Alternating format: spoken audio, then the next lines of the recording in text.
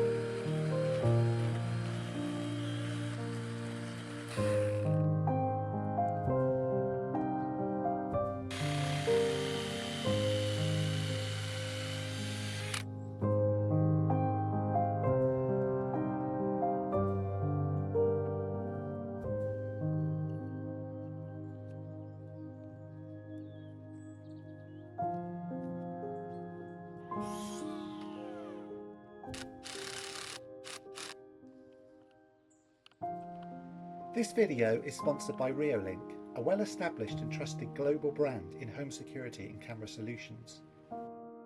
Today we'll be looking at the Go Ranger PT, a 4G wildlife camera with an impressive 360-degree view that is capable of taking 4K images. And don't forget to check the description for great money off savings for this product through the dedicated link. Straight out of the box is the camera itself, antenna, mount, strap and solar panel. Following the instructions allows quick assembly of the hardware with very few components to fit together. Setting up the software was straightforward, We already have the Reolink app installed on our smartphone for our existing camera, but if you need to do this for the first time, you can simply download the app by scanning the code in the quick setup guide. As the Go Ranger connects to a 4G network, it's the perfect solution if you want to capture wildlife in remote locations where there is no Wi-Fi. This is particularly good for us, as having 8 acres, we can move the camera around to more remote locations on the land. To enable the camera to send footage to your smartphone and for real-time monitoring through the app, you will need a nano SIM with a data plan. Supported carriers include Vodafone and T-Mobile, and multiple regions are covered, including the US, UK and Australia.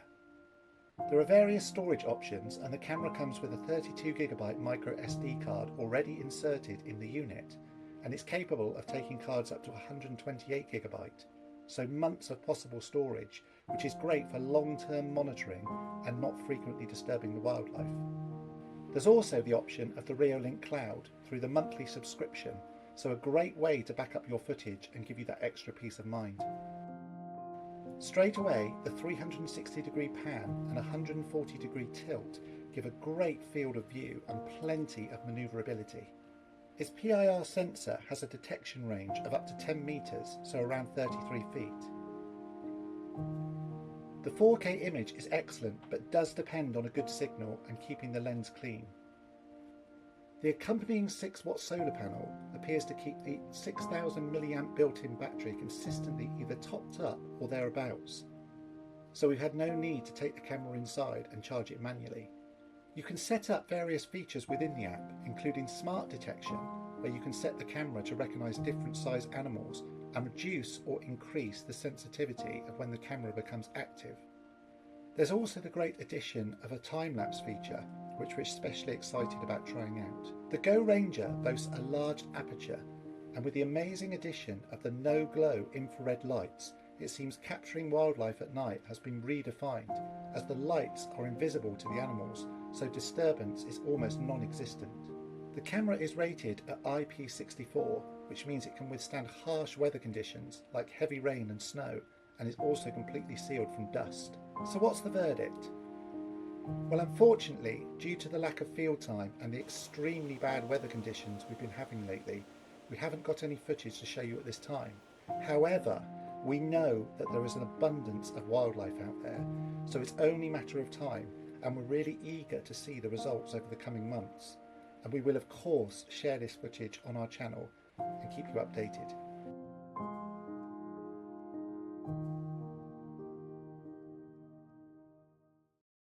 She was trying to lay her eggs in the pond, but she obviously fell in. She was nearly drowning. She's soaking wet. Luckily I saw her fluttering on the edge and I went and rescued her.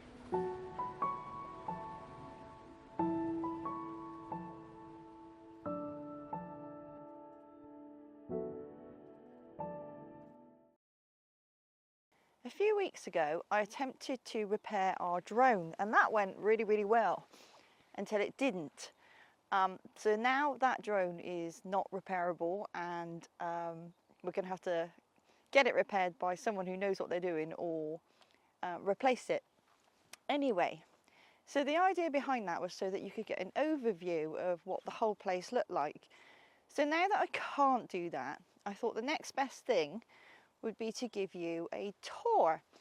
So I did a little trip up to the stream, and that went quite well. So I thought that I would give you a tour right from the front gate all the way to the back, so you get an idea of exactly what it looks like here. You see it in bits and bobs, you know, you see the garden, you see where the chicken run is, etc. But I'm not sure for you whether it all fits together as a puzzle. So I'm going to try and fill in the pieces of that puzzle today, starting right here by the front gate. This is the only entrance and the only access to our property, and it's a long track. We're going to go up that track and into the field next to it, and I'll talk to you along the way to show you exactly what we've got, how it's laid out. So I've literally flipped you around 180, And this is our track, and as you can see it goes quite a long way into the distance. It's full of potholes, although we've been filling them over the summer, so it's not quite as bad as it used to be. It's also where we've got our recycling bins and our post box, so it's a bit of a trek to come and put any waste out or collect our post or parcels. It's often where we have all our deliveries, so that's why there's a load of timber there, and there's a covered delivery over there of building supplies that we need to also come and pick up at some point. So I'm not going to take you up the drive itself. We're going to go through this gate just behind me, and we're going to trek through the field. This is alongside our drive, and it's quite a large field. It's probably about 2, maybe even 3 acres. So it's quite a trek through there, but I'm sure you don't mind coming along for the walk.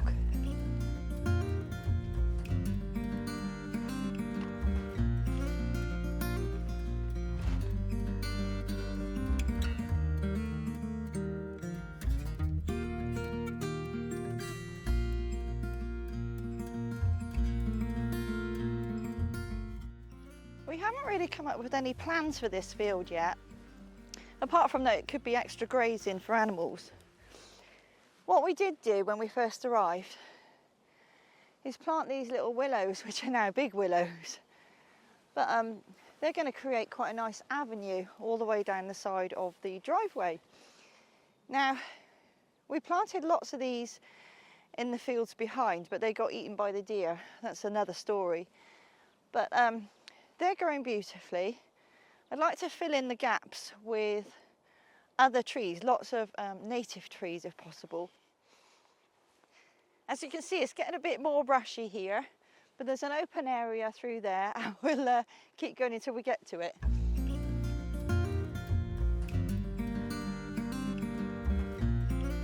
There's a lot of hawthorn berries on the trees this year, and I think that's because there were lots of flowers in spring.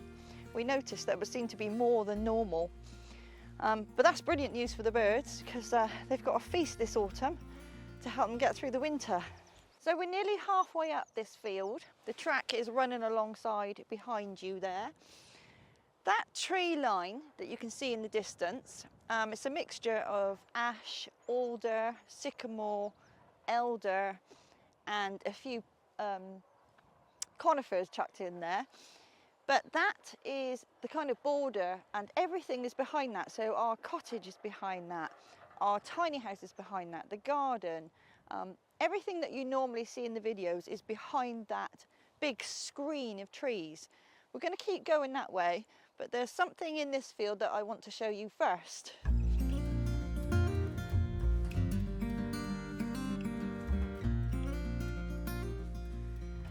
So this is what I wanted to come and have a look at.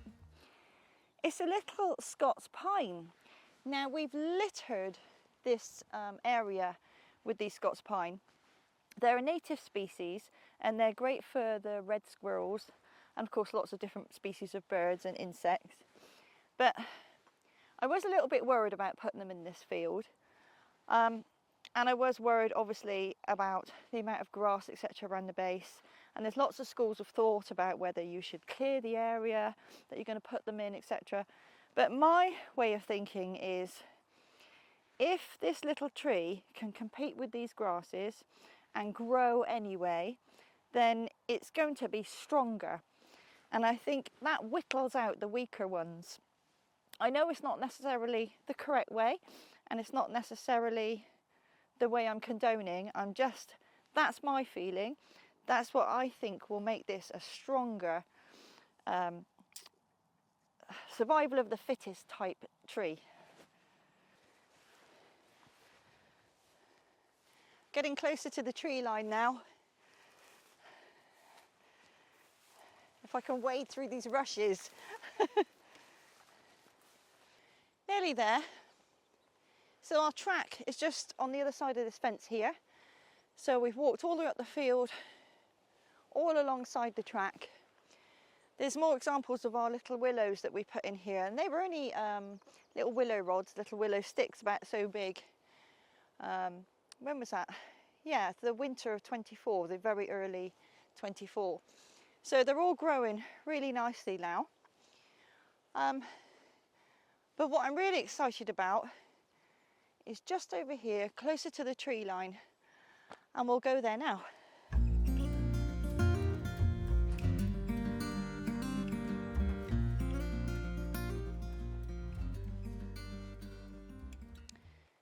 Before we cross into what we call our little woodland, and that's full of mature trees, of course, what I love is this particular area. Again, we haven't managed this land, we haven't grazed it, we've done nothing to it, and it's doing what it wants to do, and that's become a woodland again.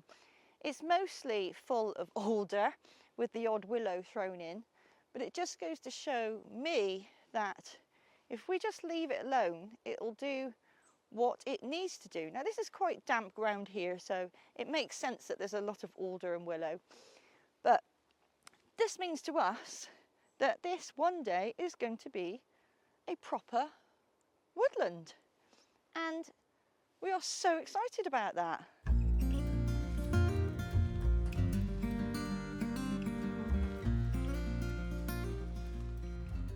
So this is our little woodland. Over the years, the storms have been extremely damaging. We've had some horrendous storms since we've been here, and they've taken off large branches and actually felled entire trees, luckily without too much damage. But to give you some perspective of where we are, to the left of me here is where we just came up through the fields. To the right of me is where the cottage is, our tiny house, the chicken run that we're building, and the polytunnel. And behind the camera is another field with more woodland, but where we've been planting even more trees.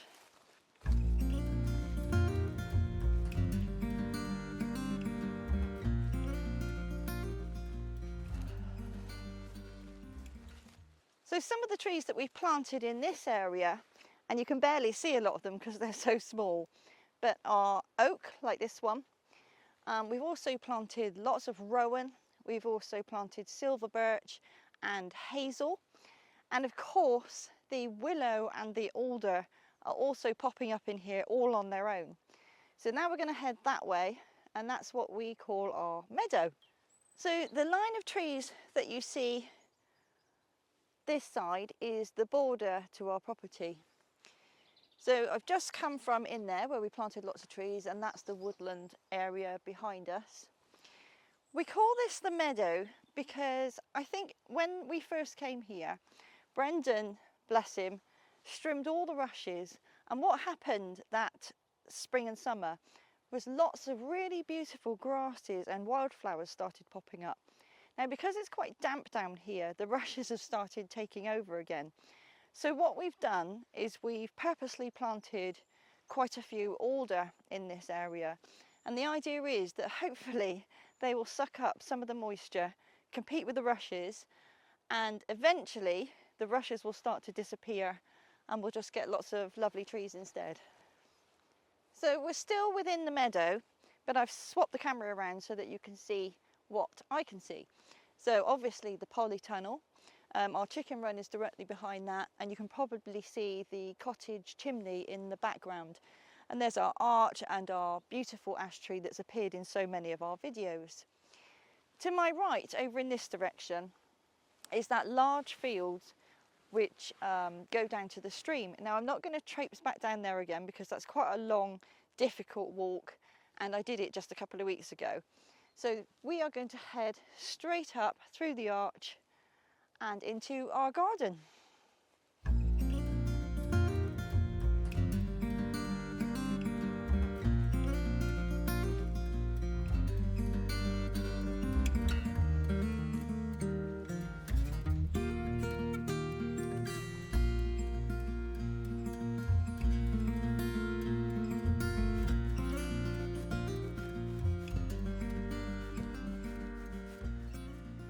So this is an area that you're probably a lot more familiar with.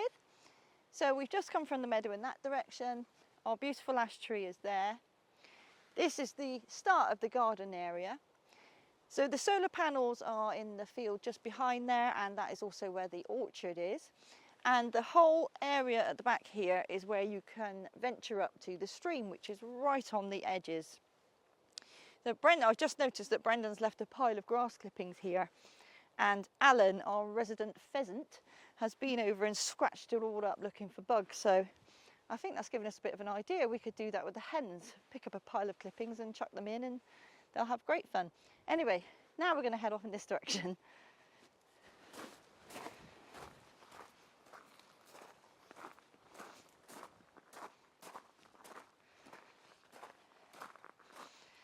So this is where it just gets really pretty, and this is my domain. The garden is something that I am very passionate about. So there's our chicken run over there, and the secret garden as it's going to be. Our little tiny house behind us, and directly behind that is the cottage. If I flip you round, you'll see where you are in relation to the pond. So here we are, probably in my favourite area of the whole garden, with my lovely pond, my treasured weeping willow, and this wonderful swing chair that Brendan made. It's not a particularly nice day today. It's quite overcast, it's quite gloomy, but it just doesn't take away the prettiness or the peacefulness of this particular location. So I'm more than happy to just stay here, but I guess I should take you on the rest of the tour.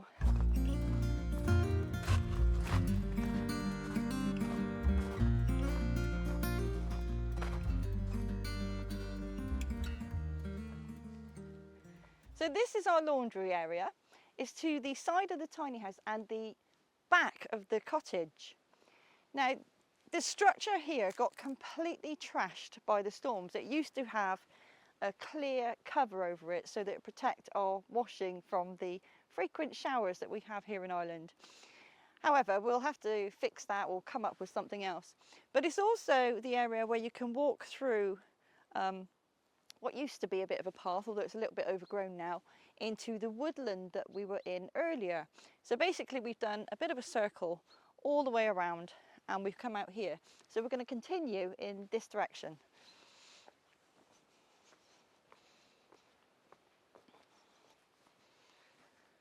So we're at the back of the cottage again. We started work on this little wall actually back ages ago when we started some work on the cottage, but we had to stop because there were some birds nesting in between the stones. There's another large tree that needs to come down there, but behind here is also where our generator is located. Now, we haven't had to use that at all yet. Maybe the odd occasion when we've had very long dull days, but the winter is coming, so we know that we're going to have to fire that up very soon, unfortunately, just really to top up our batteries if we have a period of very dull weather, or to top up our little battery powered generators so that we can have plenty of power there, mostly just for watching TV. But we're going to continue around here.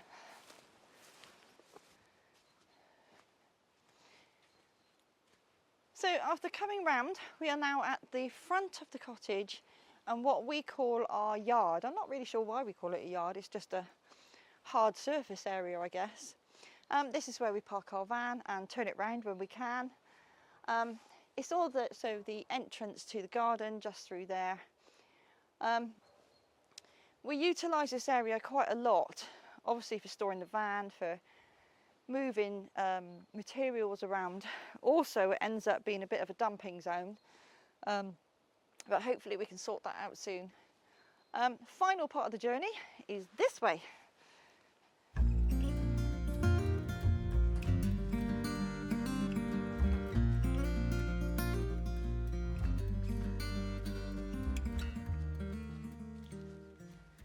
So here we are back on the track. Not exactly where we started because that's all the way down there. These are the fields to this side that we came up initially. And as I said, this track is the only access into or out of our property. The whole of the rest of the land is surrounded by fields.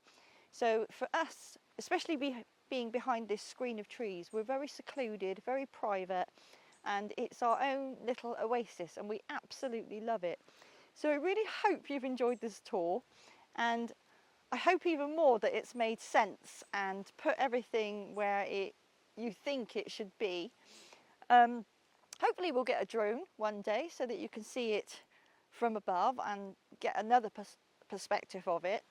But possibly I might do a tour of the tiny house at a later date. So if that's something that you're interested in, then we'll be happy to do that. But for now, I'm going to go back and have a bit of a rest, because that's been a long trek.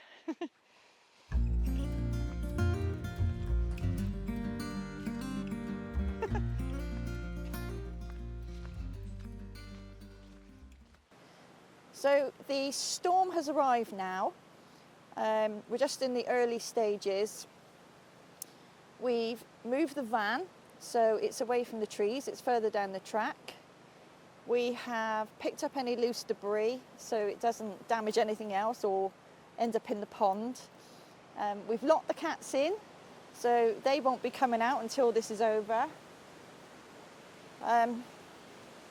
We will be hunkering down inside and trying to distract ourselves, because the one thing we fear most are the high winds. They've already taken some trees down, and it's just, when you're inside and that noise, it's just horrible. But there's nothing we can do.